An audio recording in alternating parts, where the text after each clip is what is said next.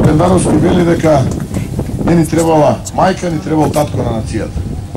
Најмалку што ни треба во овој момент е ваков татко на нацијата кој што е 102,5% идентичен, нели самиот велеше, дека бил 102,5% идентичен со најголемиот лажго во поновата историја на Република Македонија. Ние го нарековме принцот на политичките лаги, Зоран Заев. А овој самиот рече дека бил 102,5% идентичен како Зоран Заев. Најмалку што во овој момент на Македонија и треба еден таков човек.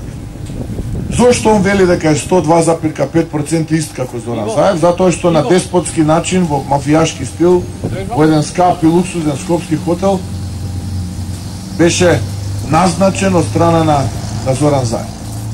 За разлика од него, ВМРО ДПМН имаше внатрепартиска дебата, 9 кандидати се пријавија, делегатите на конвенцијата во Струга во огромно мнозинство својот глас го дадоа за идниот председател, тоа е професорката Гордана Силјановска-Давкова.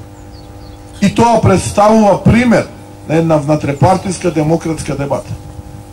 И они ке речат дека имале најголемата коалиција во поновата историја во Република Македонија. Но повторно лажат, затоа што најголемата коалиција во поновата историја на Република Македонија е ВМРО ДПМН, коалицијата за подобра Македонија и народот.